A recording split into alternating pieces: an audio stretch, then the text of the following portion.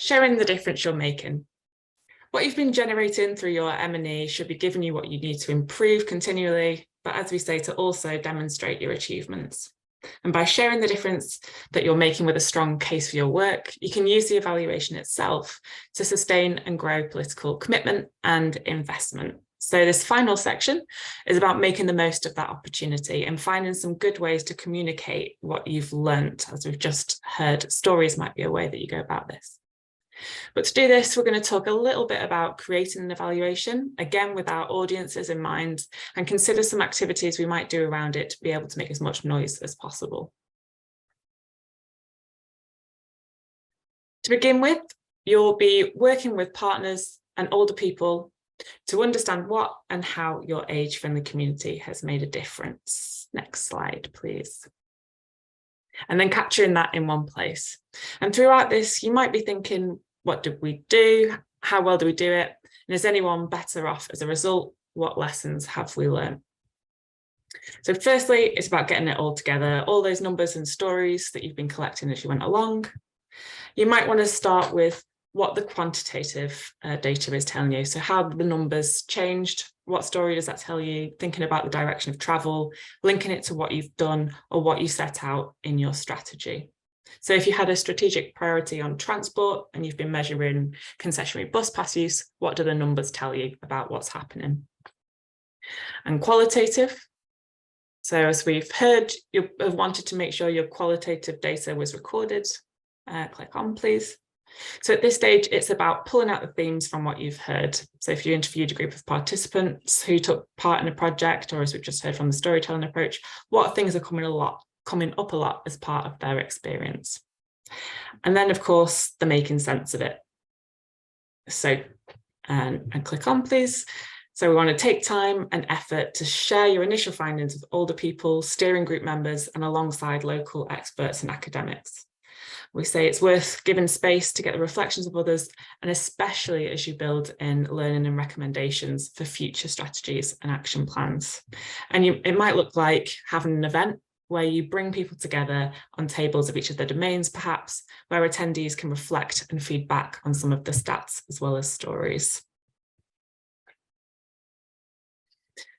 So you've made some sort of sense of the data and you've begun to hang the stories on various elements of your strategy and action plan. And next you're looking to bring it together into something that can be shared. As with the other elements of Age Friendly, sometimes having a shiny report helps. Whether you're able to get it designed will of course depend on budget, but having a link to be able to put in the chat of an important meeting or a printed thing to take to an event with decision makers will be helpful. In all of these cases, you're thinking about how your evaluation is helping you to get closer to where you want to be next. And we'll be hearing in a moment from Age Friendly Ireland.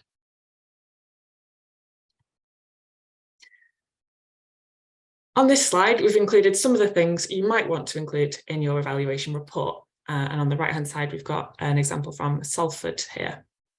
How you choose to structure your evaluation report will look different, but some choose to structure it using the 8 domains or your vision statements from your strategy. As you're pulling together your report, again, think about what your audiences might need to see. So you might have headings around achievements and impact, or have different versions with more and less detail. As we say, these will be shared. But through this process, it's worth thinking about your M&E audiences, of course. So the framework that we shared before could be helpful to think about the rationale for presenting your findings in the way that you do. So thinking about who you might be talking to, what you want them to do differently, what might inspire them, what does your evaluation need to show them, and how can you best present that?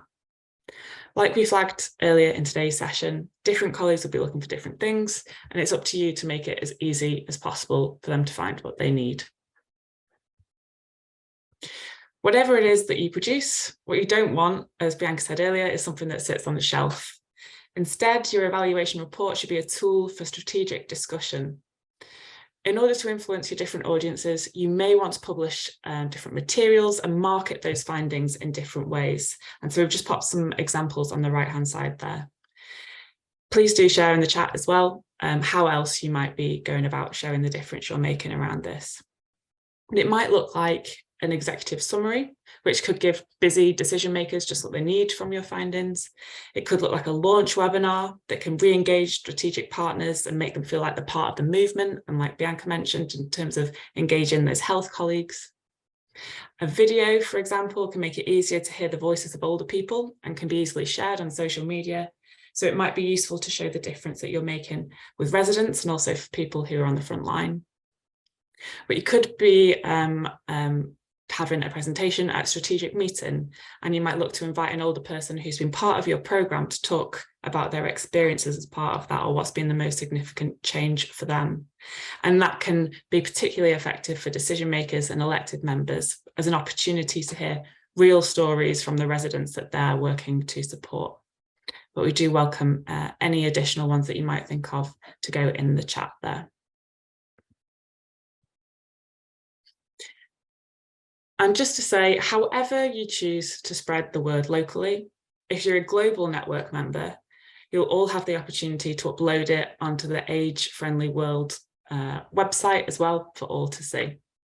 As we said, evaluation is a key part of the World Health Organization's age-friendly program cycle, and it is an expectation of your membership as part of the global network. Now, as a side note, AARP, so that's our equivalent in the States, requires network members to provide an evaluation report every 5 years to maintain their membership. But whilst we don't do the same in the UK, we do encourage you to complete your evaluation and to make that report available so that others can benefit from your learning too.